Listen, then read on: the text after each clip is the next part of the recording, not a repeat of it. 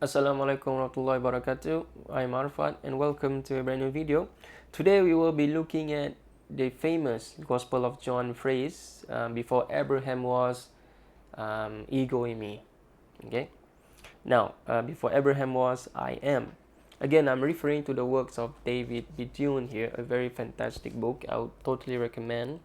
Written in 2003, but still updated.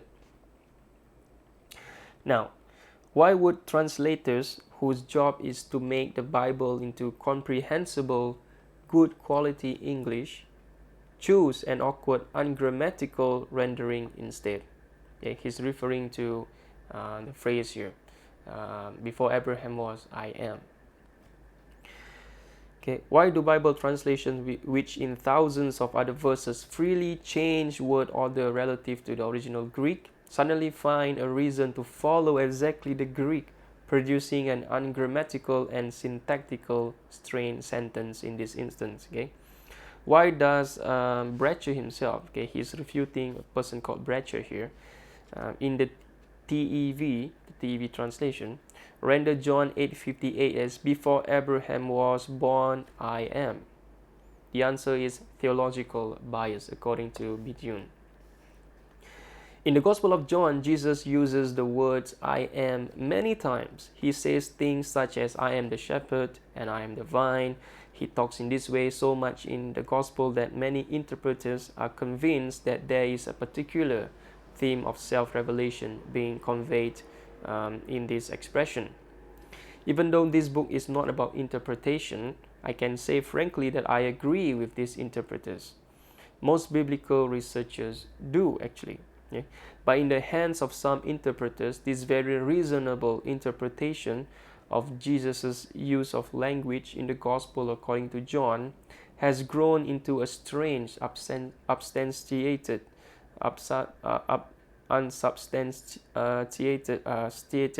idea about the words I am themselves,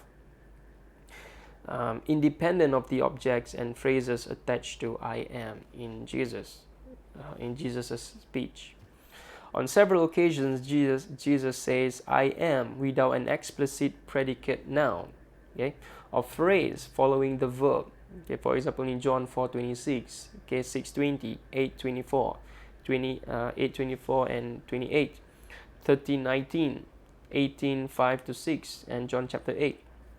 Most of these verses fit into known idiomatic Greek expressions and make perfect sense in their context. But someone at some point noticed that this perfectly ordinary combination of the first person pronoun I and the present tense verb am just happens to read the same as what God says. Okay? When he reveals himself to Moses in English translations of the Old Testament, I am. Okay, the phrase is in Exodus 3:14. Notice what I'm saying. Okay, a literal English rendering of the Greek ego eimi as I am happens to sound like the King James English rendering of something said by God in the Old Testament. Okay, meaning they're fiddling with the idea here. Okay. Actually, according to Bethune, I am is a very uncertain rendering of the Hebrew expression in Exodus. Okay. But those who promote the significance of the parallel between Exodus 3:14 and the expression I am in John say that the correspondence between the two is proven by the exact match in how Exodus 3:14 is translated in the Greek translation of the Old Testament, the Septuagint. Okay. That was known to the New Testament authors, and it is the wording used by John. A quick look at the Septuagint, however, shows this claim to be in an error. Okay, the Septuagint of Exodus 3:14, okay, has God say ego eimi hoon. Okay, I am the being, or I am the one that exists. God never says ego eimi. Okay. In the Septuagint of Exodus 3:14, like majority of what Christian pastors will tell you, okay, ego eimi is the phrase, but that is not the right translation in the Hebrew as well, and you will agree with me, okay? And that is also not the translation of that passage in the Greek. Okay, it adds on. Okay, ego eimi haon. Okay, it is not just ego eimi, I am. Okay. Now, for those of you, time out here, if you do not know the Septuagint was a 3rd century BCE translation of the Hebrew Bible. Okay, when I say the Hebrew Bible, I don't mean the Masoretic text that we have today. It is based on an earlier sources, or the sources whoever the Septuagint translators have. Whether you believe that there were 70 scholars during the time of Ptolemies, and they all translate accordingly, and then they all miraculously, translate the phrase verbatim. I don't buy that story, and neither do a lot of scholars buy that story. Okay, and so the translations here is not just ego eimi. According to Bidun as well, if I just read to you, that is also uncertain when it comes to the Hebrew as well. Okay. Instead, God says that I am the being, or I am the one that exists. That is what God says. Okay, that is what Hatheos says. That is what Elohim, Adonai says, or Yahweh.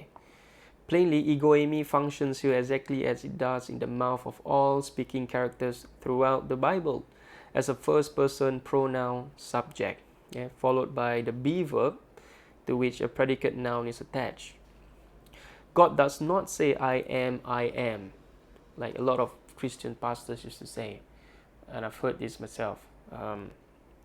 Instead, God says, He says, I am the being. I am sets up the title or identification God uses of Himself. It is not itself that title. Okay?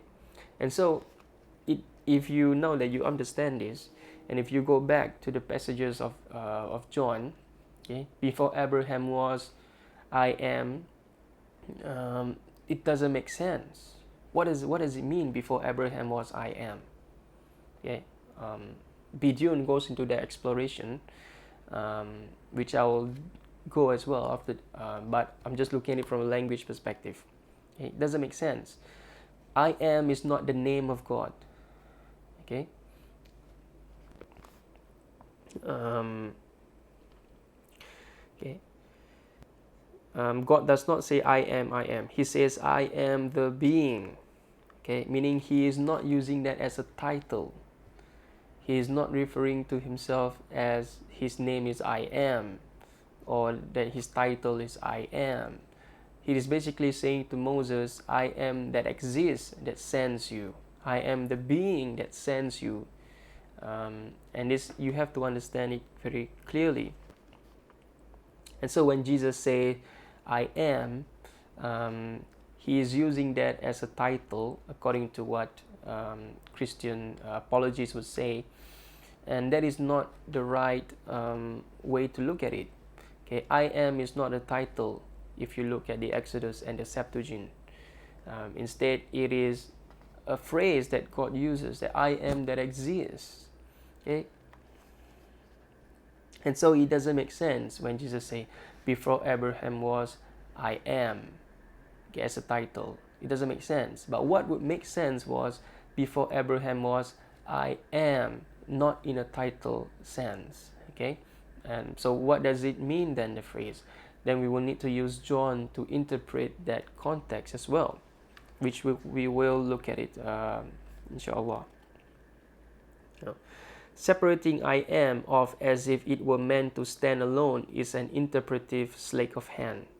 Okay, totally distorting the role the phrase plays in the whole sentence, either in the Greek Septuagint version of Exodus 3:14 or in John 8:58. There is absolutely nothing in the original Greek of John 8:58 to suggest that Jesus is quoting the Old Testament. Okay. Jesus is not quoting the Old Testament. It is not the same thing. Okay.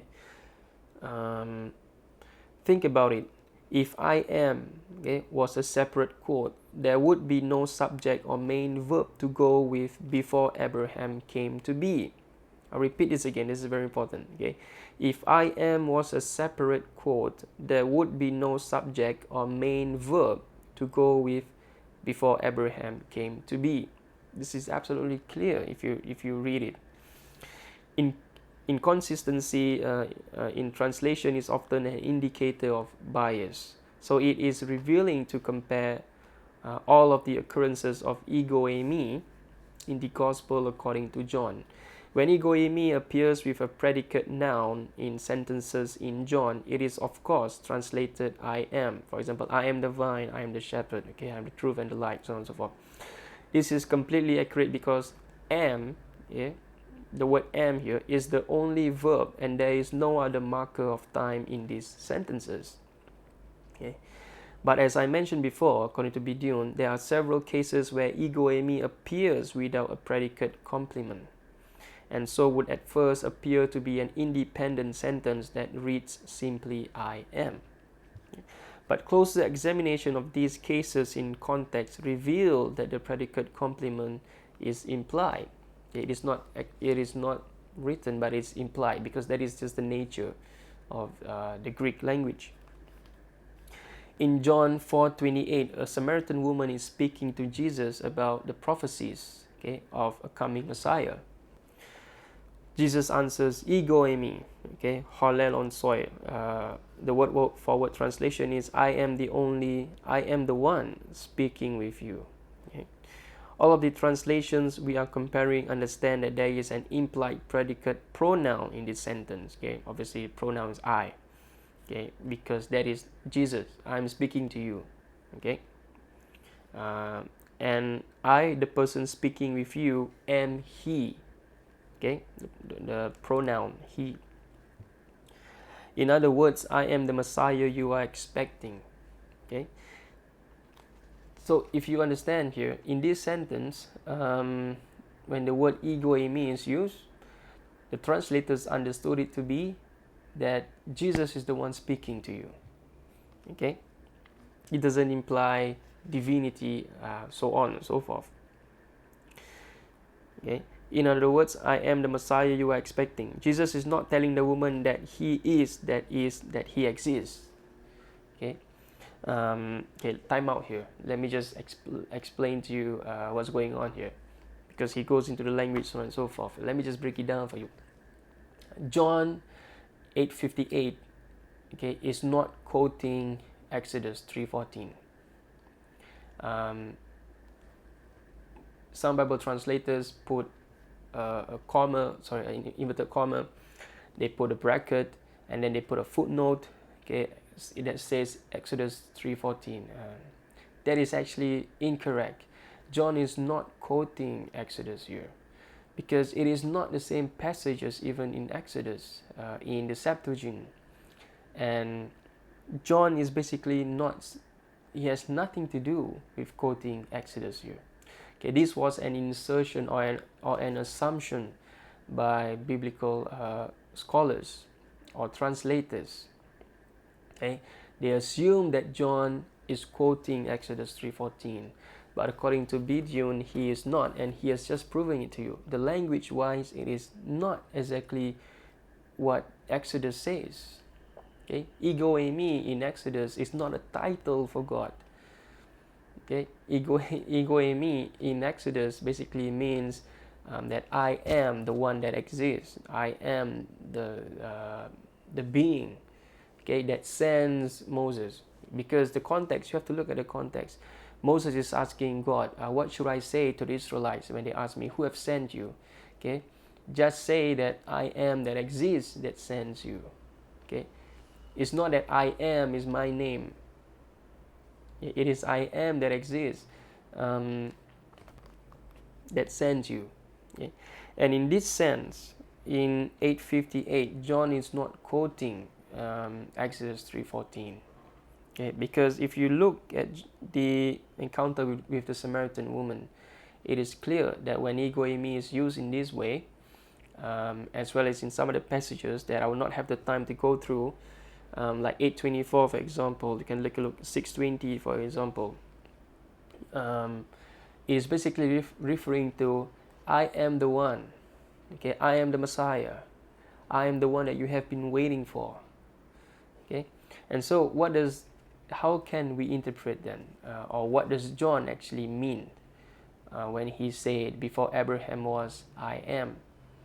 Okay, it can easily be rendered as, before Abraham was, I am, or already the predicted Messiah. And this is what Anthony Buzzard, as well, in his book Doctrine of the Trinity, says explicitly as well. Basically, before Abraham was, okay, meaning Jesus has already been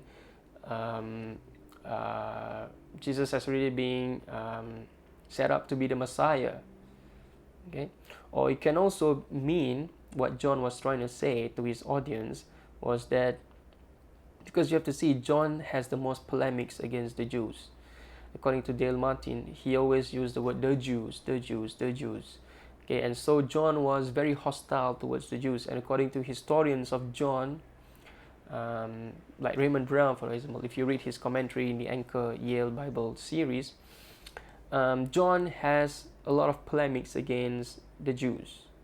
Okay, because the Jews has come to reject Jesus as the Messiah, and John was trying to prove that Jesus was actually the Messiah. He was the Messiah sent to you. Okay, but you rejected him. And so John has polemics against the Jews. Okay, he is not happy with the Jewish community for some reason. Okay, and so he was trying to prove that Jesus is actually the Messiah. And a lot of the Jews believe that Abraham was our father. Okay, Abraham was the originator or the ancestor. So the Jews revered Abraham the same way they revered Moses. Okay, and so John was trying to show that Jesus is superior to Abraham. Okay, and if you revere Abraham, then how come you do not revere Jesus when he is superior to Abraham, your father? Okay, he's corresponding with the Jews here.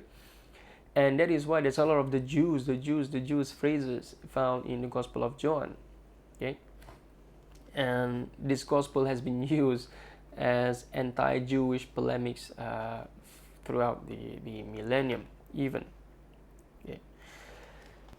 And so in John 4:26, a Samaritan woman is speaking to Jesus about the prophecies of a coming Messiah. Okay, Jesus answers, "Ego eimi, ho lelon soi."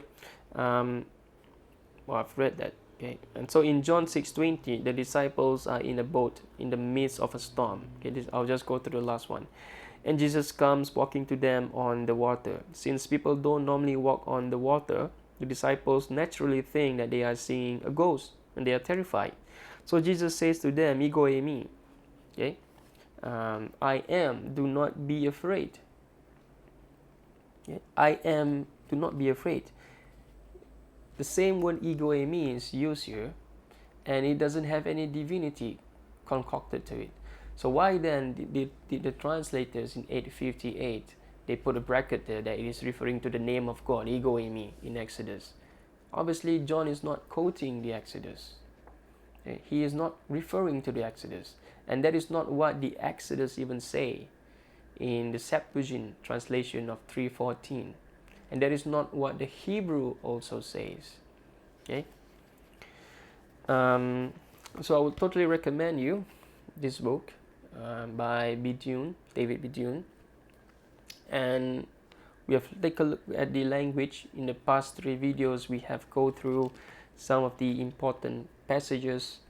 And I really encourage you to read it for yourself, and to actually learn a little bit about the Greek language, Greek grammar, and how translations needs to be translated. Because another phrase that I have an issue with, and I don't claim that the translators were dishonest people. As I've said in my previous videos, these were people, I believe, dedicated to the truth. Okay, they love Jesus and they love God, so on and so forth.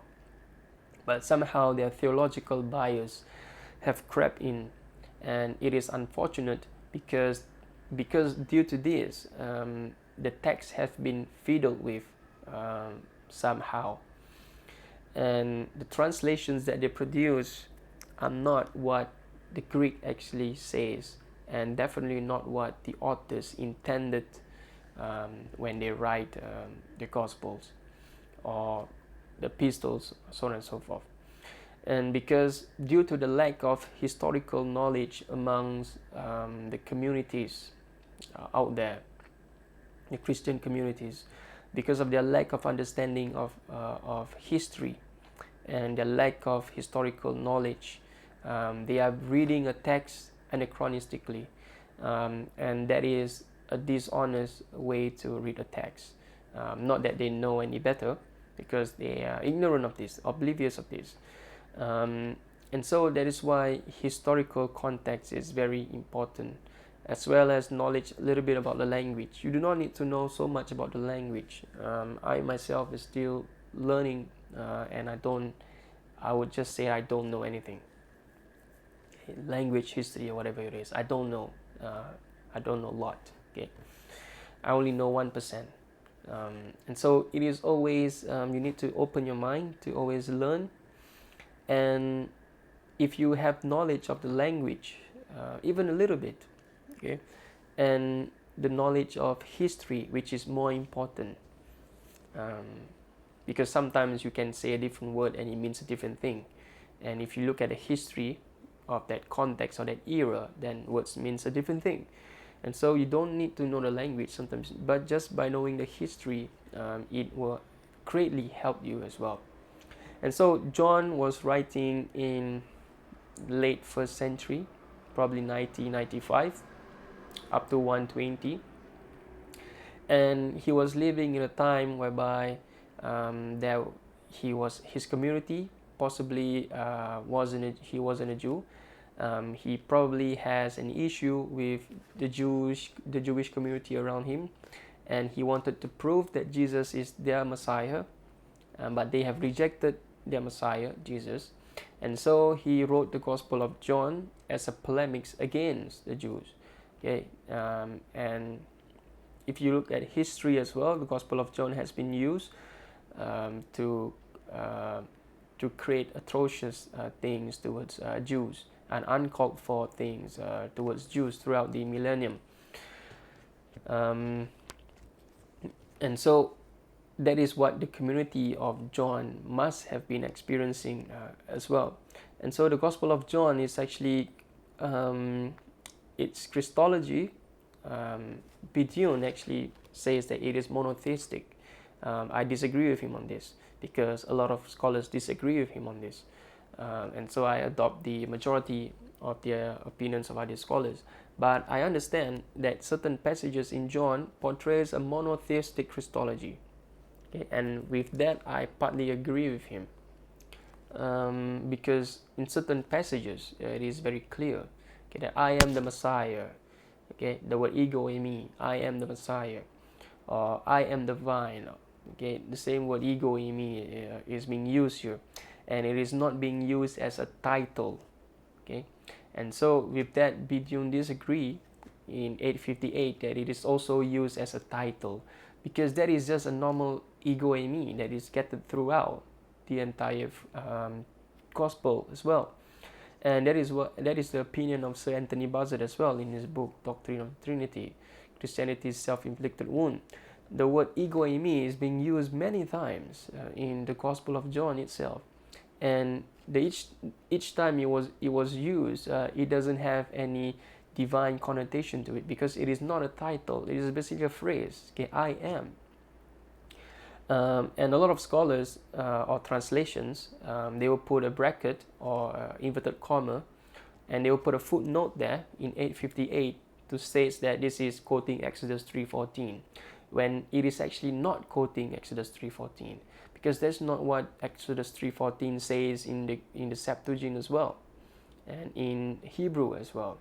Okay, in Exodus 3:14, I am the being. Okay, I am in Exodus 3:14 is not the title. Okay, I am that exists, that sends Moses. Just tell that to the Israelites. Okay, I am the being that sends you. Okay, meaning I, God, commission you. Say that to the Israelites. Okay, I commission you as a prophet. I gave you this law. this 10 commandment, this Decalogue. Say that to the Israelites. Okay, that is not the name. Ego eimi is not the name of God. No Jews would say that. Okay, no Jews agree that ego eimi is the name of God. And so I'm just mind-boggled that the translations indicates that ego eimi is actually the name of God. And so with that, they make it seem that before Abraham was, I am. Okay, basically means before Abraham was, I am God. Okay, meaning I exist. And so that is what the translators want people to think, that before Abraham was, Jesus is already God. Okay, Jesus is I am. Whereas the word ego eimi here is not a title. It is not a name even. It is basically the same phrase, ego eimi, as being used in John when Jesus says that ego eimi the vine, ego eimi the truth and the light. Okay, and so I hope that video that is clear in this video, and I'll see you on my next one. My name is Arfat, and thank you for watching. Assalamualaikum warahmatullahi wabarakatuh.